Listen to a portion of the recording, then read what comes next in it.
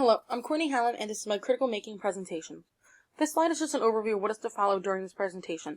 I've listed out my 3 objectives that I plan to achieve. They are to utilize an existing text to create short narratives, include art in the background that stands out and helps to get the main point across, and connect the new stories that I've created to Hale's and McLuhan's ideas. Looking at the art and reading the new text has brought me to the conclusion that there are 2 main themes in all of the treated pages. These themes include love and humanism. Now I want to take some time to discuss what inscription technology is and how I use them to create my treated pages. According to the lexicon, they are devices capable of causing physical changes in a substrate that count as marks. To create the treated pages, I use an iPad Air and the Procreate app. I use the treated text and other photos to create layers. I then drew and added color to each page. I also had to erase certain aspects on different layers so that the words would be visible through the picture.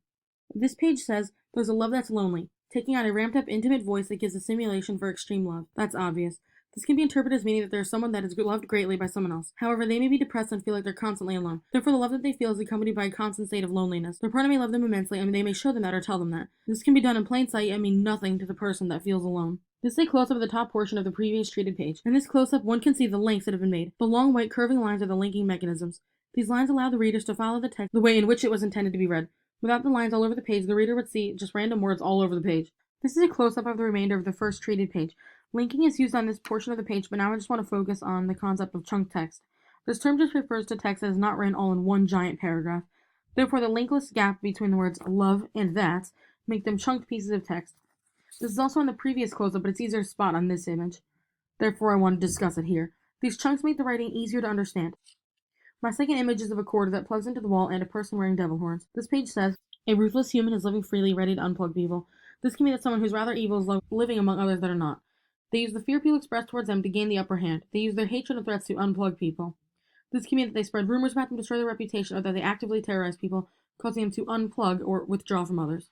This is a close-up of the top portion of the second treated page. This page shows a techno text. This is because the text foregrounds the layers of the images behind it. It stands out the most among all the other layers of text. This is a close-up of the bottom portion of the second image. This page has an example of a visual narrative. The outline of the person allows readers to know that the page will be about a person.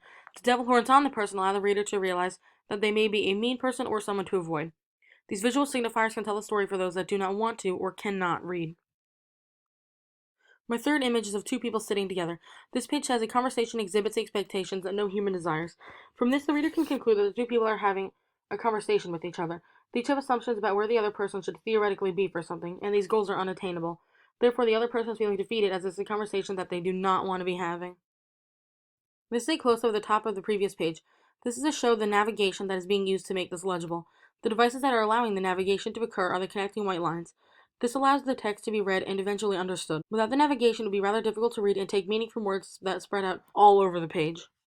This is a close-up of the bottom portion of the third image. This page is showing a non-linear reading pattern. The words are not in neat lines going from left to right. The words span from top to bottom on all different areas of the page. The reader must follow the lines to find the next word in the text instead of just moving their eyes to the words sitting next to the one that they're reading. My fourth image is of 2 girls looking at something together with hearts floating above their heads. This page says 2 pals push to eliminate love from the system. That transaction matters because of doubtful talk that allows aspects of moralizing. This can mean that 2 friends do not want to be forced to find someone else. They're more than happy to be alone with themselves. They want to break the stigma that all people have to find their other half. They think that it's important to do to show people that one's life cannot be lived incorrectly. A decision to live alone does not mean that one is living wrong. This is a close-up at the top portion of the previous page. The gap between system and that create chunks of text. The lines on the page are linking the words, and the 2 combined create multiple reading paths. This makes this page a hypertext. This can be considered hypertext as it does not have to be read from top to bottom. The reader could very well read the center chunk, then the first chunk, and then the last chunk. The order that the reader should take is not definite. The order that they choose is up to them. This is a close-up at the bottom of the fourth image. It is an example of a second-generation electronic literature. This is because it was created with an electronic device. It's being displayed on an electronic device, and it combines text with graphics. This allows the text to be distributed online as well as having the ability to be printed. Being that it is a second-generation text, its creation relied heavily on electronics. My fifth image is of a person whispering to someone else. This page says it makes jealousy a shared confession, which inspired the obsessed and trusting system. Therefore, the people are whispering in the image as it is a confession. This can mean that since all people feel jealous every once in a while, they're human. This jealousy makes them obsessed but persuades them to be trusting. When one becomes fascinated with something, they tend to focus on it, and they get upset when someone else becomes fascinated like them. This makes them realize that they have to trust what they are fascinated in to always be there when they need it. This is a close-up of the top portion of the previous image. It uses signifying practices to enable smooth reading for viewers. Without the signifiers or lines, this text could be difficult to read. They enable people to follow the lines and gain meaning from the words that they are reading. They can read the words as many times as they need and piece together some type of meaning. This is a close-up of the bottom portion of the fifth image. This image is a simulation of people. An electronic device, an iPad Air, was used to create the people. I used lines and different colors to fill in the shapes that I created. Therefore, these people are simulations of actual human beings. My sixth and final image is of unicorns, cherubs, and abstract lines of people. Following that order, they're meant to represent fantasy, angelic innocence, and people. This page says great vicissitudes lack the ability to delight fantasy much. People aren't to blame. Humanism makes people have angelic innocence of imagination. This can mean that certain changes in one's life can prevent them from dreaming, and that neither they nor others are to blame for this. People are just innocent creatures when it comes to their dreaming. This can sometimes discourage them from dreaming altogether as they begin to believe their aspirations are unattainable. This is close with the top portion of the previous image. The unicorns are a representation of fantasy. Unicorns are not real. They're just animals that exist in some people's fantasies. Therefore, I use a non-existent animal in place of others' impossible or improbable goals. For example, if one dreamt of becoming a millionaire overnight or rescuing every animal in the world, they would be having fantasies. As great as both of these scenarios are, neither is very realistic. To stay close up at the bottom portion of my final image, this image has two referents in it, the outlines of people and the cherubs. The outlines refer to the words people and humanism. There are outlines of people, so them representing them is easy for others to understand. I used cherubs to refer to the phrase angelic innocence. Cherubs are, by definition, winged angels and innocent childlike beings.